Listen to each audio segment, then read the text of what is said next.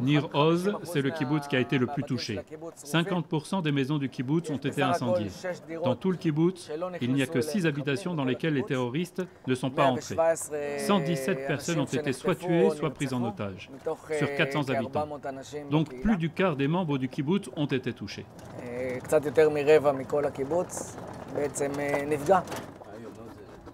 À Nir Oz, son kibboutz natal, Nir Metzger connaissait chaque victime du massacre du 7 octobre.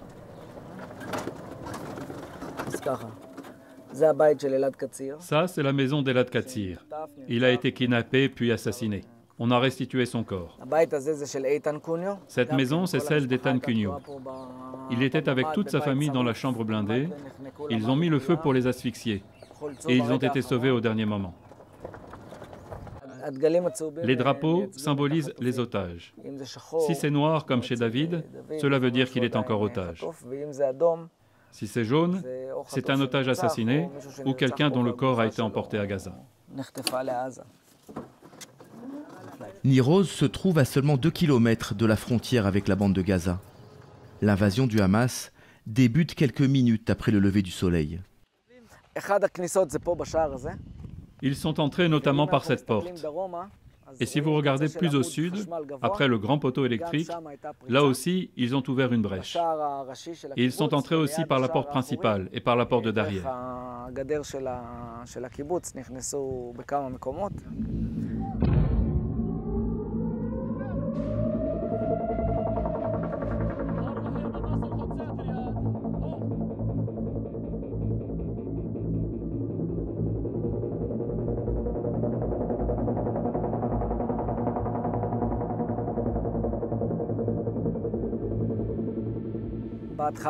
Au début, c'est la Nourba qui est arrivée, entre 100 et 150 terroristes armés. C'est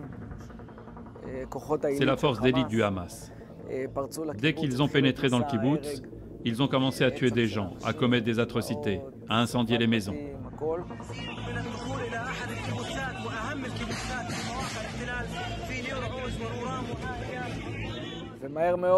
Et puis très rapidement sont arrivés des centaines de terroristes supplémentaires et des civils, des Gazaouis.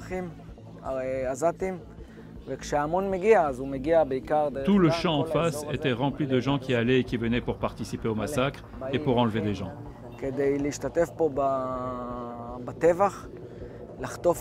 Les civils ont été très actifs dans le kidnapping. Ils ont aussi volé tout ce qu'ils pouvaient dans le kibboutz.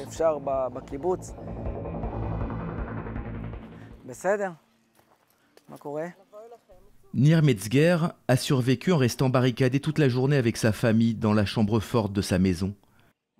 La plupart de ses voisins, eux, ont été forcés de quitter leur abri.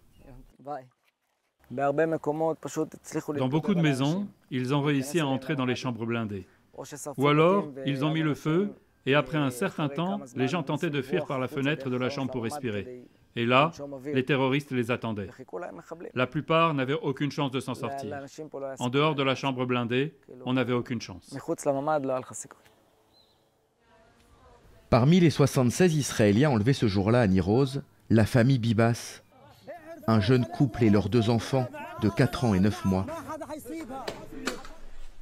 Le père Yarden a été libéré en février 2025 et peu après, le Hamas a restitué le corps de la mère et des 2 enfants, probablement assassinés durant leur captivité. La mort des Bibas a bouleversé tout le pays.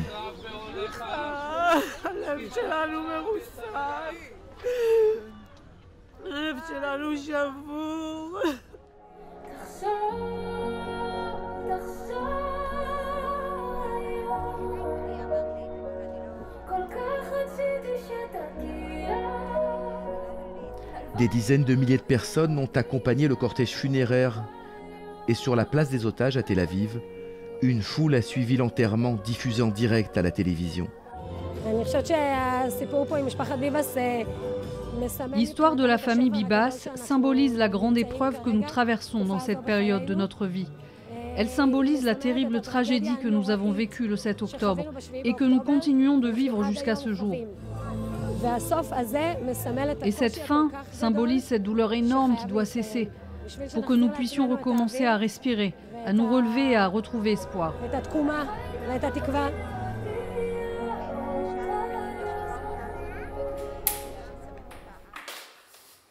La mère de Nir Metzger, Tamar, a aussi été kidnappée dans sa maison de Nir Oz avec son mari Yoram.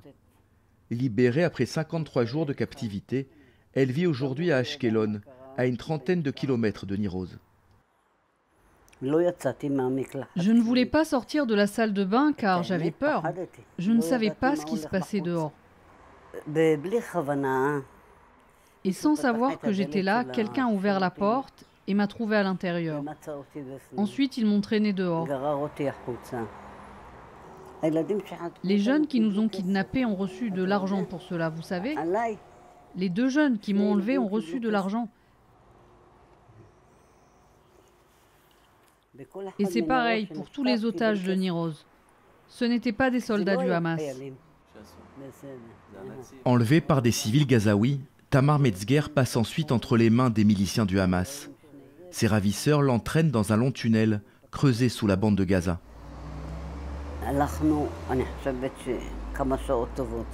Je pense que nous avons marché plusieurs heures. Nous étions une longue file de gens et derrière nous, quelqu'un nous poussait avec un bâton en disant « Avancez, avancez ».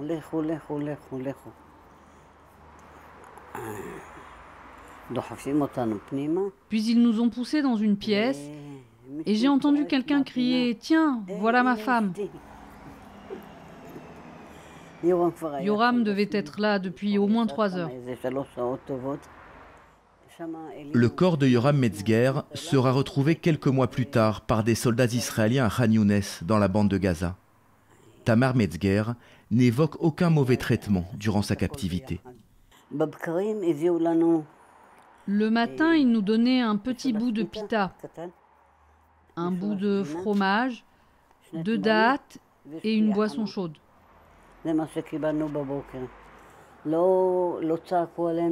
Ils ne criaient pas sur nous, ils ne nous insultaient pas. Ils n'étaient pas violents physiquement.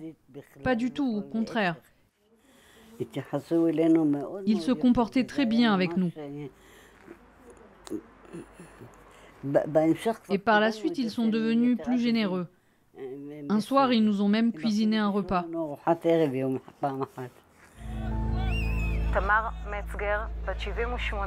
Le cas de Tamar Metzger fait figure d'exception. La plupart des otages libérés par le Hamas témoignent de tortures, de privations de nourriture et de soins, et même de viols pour une jeune femme. Omer Wenkert a passé 505 jours dans les geôles du Hamas. Il livre un récit glaçant de sa détention. C'était des conditions inhumaines, et ce n'est même pas le mot. Jusqu'où ils peuvent aller? Qui a écrit ce scénario?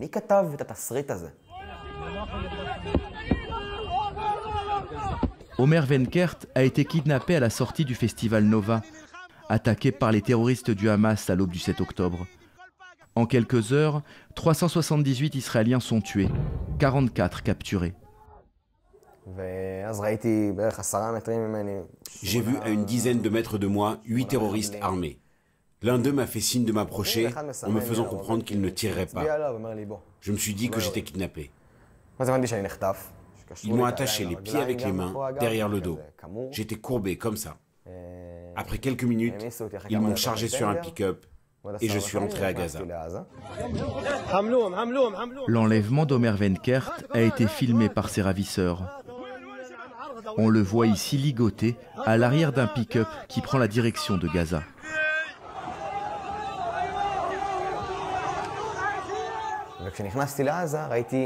Quand je suis entré à Gaza, j'ai vu des dizaines, des centaines de personnes avec des téléphones en train de me filmer. On m'a frappé avec des barres de fer, des pierres, des coups de poing, avec tout ce qu'ils pouvaient.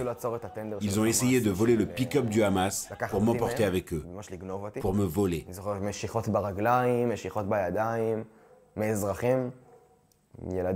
Des enfants de 3 ans sur les épaules de leur père me frappaient. En fait, 10-15 minutes de lynchage. Au terme de cette traversée de Gaza, les ravisseurs d'Omer Wenkert le conduisent vers un des tunnels où le Hamas détient la plupart des otages enlevés le 7 octobre. À partir du moment où je suis entré dans le tunnel, je me suis dit que j'en avais pour entre 2 mois et 15 ans. On a marché plusieurs minutes dans l'obscurité complète. Et à un moment, j'ai vu des gens avec les mains liées dans le dos. Et je me suis alors dit que je n'étais pas le seul. Dans les tunnels, le Hamas a aménagé plusieurs cellules pour les otages. Certaines seront découvertes et filmées par l'armée israélienne lors de son invasion de la bande de Gaza. Je vivais dans un couloir d'1,10 m de large. Quand j'étais assis dos au mur et que je tendais la main comme ça, je touchais l'autre mur. C'était exactement la largeur. Une toute petite lampe qui éclairait très peu. Un trou pour faire mes besoins dans la même chambre, à quelques mètres de ma tête quand je dormais. Et j'étais seul. Je suis resté seul pendant 197 jours. Je devenais fou. Je disais, s'il vous plaît, venez parler avec moi. Asseyez-vous avec moi. Je deviens fou. Alors que les négociations pour la libération des otages s'éternisent, le Hamas durcit les conditions de détention d'Omer Wenkert, laissé à la merci de son geôlier. À un moment, ils ont changé les gardiens. La nouvelle équipe était cruelle d'une manière pas humaine. Vraiment pas humaine. Avant cela, quand je demandais l'heure, on me répondait. Mais avec eux, quand je disais « quelle heure est-il ?», ils me disaient « il n'y a pas d'heure ». Tu es sous la terre, le temps n'existe pas. Après, ils ont commencé à réduire la quantité de nourriture de façon significative. Je suis passé à 1 pita et demi par jour. 1 pita même pendant une très longue période. Le gardien posait la nourriture à même le sol. Il fermait la porte et c'est seulement à ce moment-là que j'avais le droit de me retourner. Un jour, il a crié « Pourquoi tu me regardes ?» Je lui ai dit « Mais je croyais que tu étais parti, je ne t'ai pas regardé. » Il a répété « Pourquoi tu m'as regardé ?» Il est devenu fou. Il a commencé à hurler. Il est sorti, puis il est revenu avec une barre de fer et il a commencé à me frapper. Sur les mains, sur les pieds, sur la tête. Et le lendemain, il est entré sans faire cette comédie, directement avec la barre de fer. À cette période, j'ai senti une détérioration psychologiquement, extrême. J'ai fait comme une cérémonie de séparation avec moi-même. Pas une séparation avec mon corps, mais avec ce que je suis. Je savais que je ne redeviendrais plus jamais le Omer Wenkert que j'étais. Même si je revenais maintenant à la maison, je ne serais plus jamais le même. Le 22 février 2025, Omer Wenkert est libéré dans le cadre d'un accord entre Israël et le Hamas. Avant de le relâcher, le mouvement islamiste le met en scène dans ce film de propagande. Je voulais d'abord vous dire merci beaucoup. On a vraiment pris soin de moi comme il faut. On s'est inquiété pour moi. On a veillé à ce que je reste en bonne santé, que je me sente bien, que tout aille bien.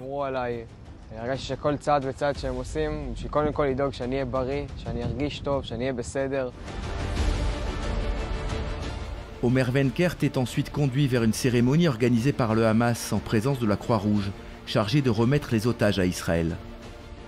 Un événement populaire censé célébrer la victoire du Hamas, qui a obtenu la libération de 30 à 50 prisonniers palestiniens en échange de chaque otage israélien.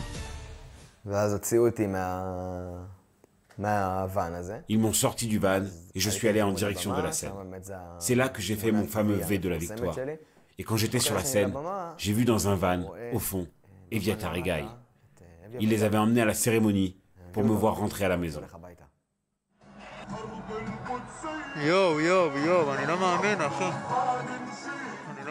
Eviatar David et Guy Gilboa Dalal ne seront pas libérés ce jour-là.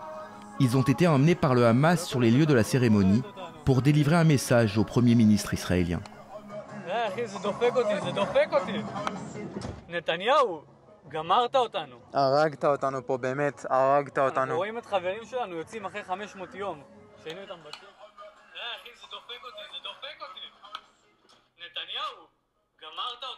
Ils ferment la porte et ils les ramènent pour les jeter à nouveau dans le tunnel.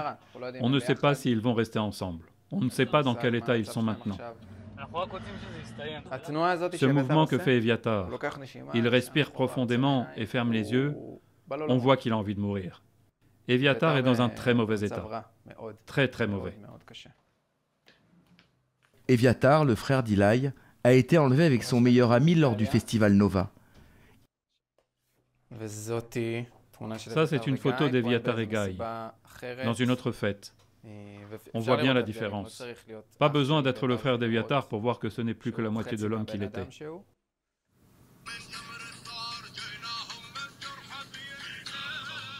Les ravisseurs des deux hommes ont filmé l'enlèvement, diffusé ensuite sur les réseaux sociaux. Pour moi, c'est clair que cela fait partie de la propagande du Hamas.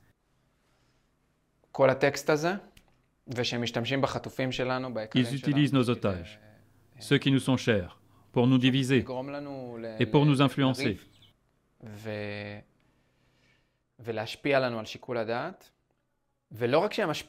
Ce n'est pas juste qu'ils nous humilient et que cela leur procure un sentiment de victoire. Ils comprennent aussi que c'est le point sensible de la société israélienne. Ils savent à quel point la solidarité est importante pour nous. Ils savent que l'on fera tout pour ramener nos otages à la maison et à quel point cela déchire notre société, de l'intérieur. Ils nous connaissent très bien, nos ennemis.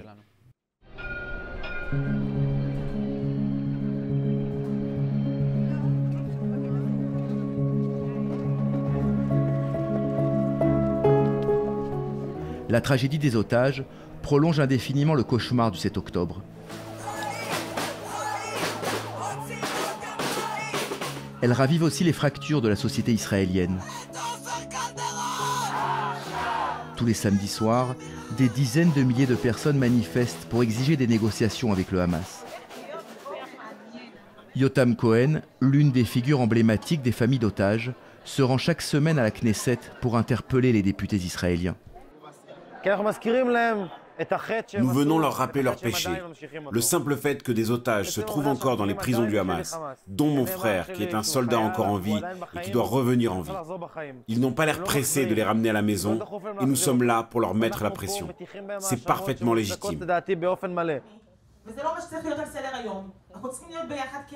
Les familles des otages reprochent à leur gouvernement son intransigeance dans les négociations avec le Hamas. Elles veulent un accord à tout prix et la fin de la guerre à Gaza.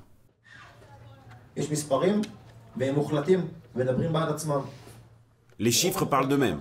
L'immense majorité des otages qui ont été libérés l'ont été dans le cadre d'un accord. Ils sont revenus sur leurs jambes. Certains ont dû participer à des cérémonies choquantes, des cérémonies humiliantes, des cérémonies qui minent le moral de la nation. Peut-être qu'ils nous humilient, qu'ils nous font du mal, mais c'est le prix à payer. C'est le prix de la vie humaine.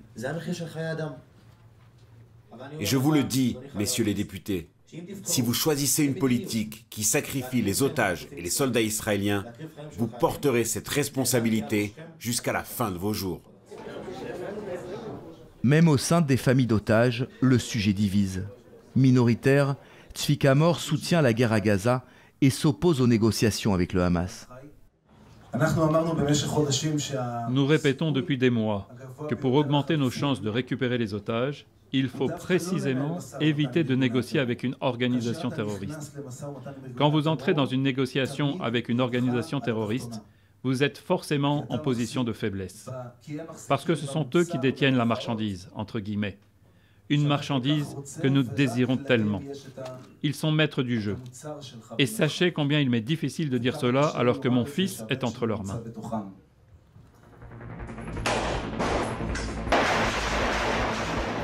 Le gouvernement israélien a tranché ce débat en intensifiant l'opération militaire à Gaza au risque de sacrifier les otages toujours en vie. Espérant faire plier le Hamas, l'armée israélienne a infligé aux Palestiniens des destructions sans précédent et causé au moins 52 000 morts.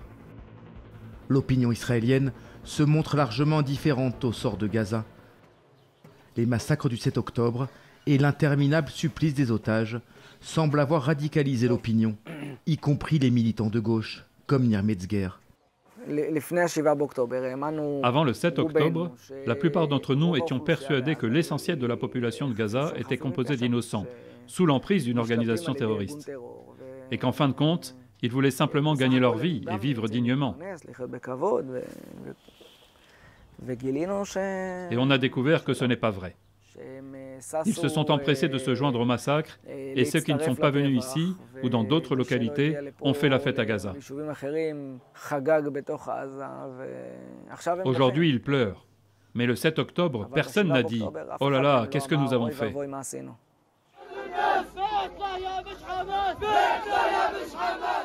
Pourtant, à Gaza, des milliers de Palestiniens osent désormais défier le Hamas, au péril de leur vie.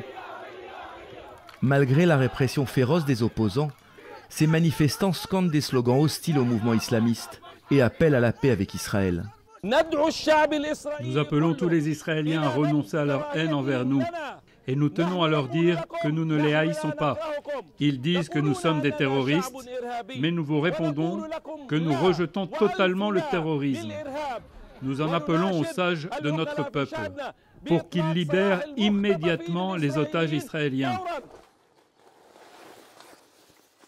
Shaban al-Sayed partage cette colère contre le Hamas. Cet arabe bédouin vit non loin de Gaza, en Israël dont il est citoyen. En 2015, son fils Hicham a franchi illégalement la frontière. Il voulait voir Gaza. À cause du Hamas, c'est impossible d'entrer à Gaza. Ils nous ont tout simplement interdit Gaza. Et ce n'est pas acceptable. Nous voulons être en lien avec Gaza. Personne ne doit avoir le droit de nous en empêcher. À Gaza, Hicham a été enlevé par le Hamas et relâché 10 ans plus tard, en février 2025, souffrant de troubles psychiatriques irréversibles. Il était dans un état très grave. Il est resté seul tout le temps. Personne ne lui parlait, alors qu'il parle arabe et qu'il est musulman pratiquant. Pour eux, tous ceux qui possèdent une carte d'identité israélienne sont considérés comme des soldats agressifs, comme un soldat qui vient les attaquer. Et c'est comme cela qu'ils ont traité Hicham, comme un soldat venant attaquer Gaza, ce qui n'était pas du tout le cas. Pour Shaban al-Sayed, les prises d'otages du Hamas nuisent à la cause palestinienne. Le monde entier parle des négociations entre Israël et le Hamas pour libérer les otages, pour libérer des enfants qui ont été kidnappés, pour libérer des femmes qui ont été kidnappées, des personnes âgées. C'est une honte pour l'islam.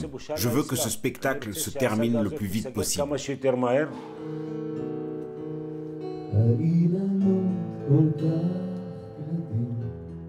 Le samedi soir, les rescapés de Nir Oz ne manifestent pas à Tel Aviv. Ils se rassemblent dans la petite ville du sud du pays où ils ont trouvé refuge. Ils égrènent les noms des otages encore détenus à Gaza et supplient leur gouvernement de tout faire pour les ramener en Israël. Je me suis rendu compte que la lutte pour amener les otages, c'est un moyen pour moi de faire face à cette situation, de sentir que je ne suis pas seulement une victime passive. Mais c'est dur. Alors que le gouvernement israélien a présenté un plan de conquête de la bande de Gaza, les familles de Nir Oz espèrent un arrêt de la guerre et le retour de tous les otages, morts ou vivants.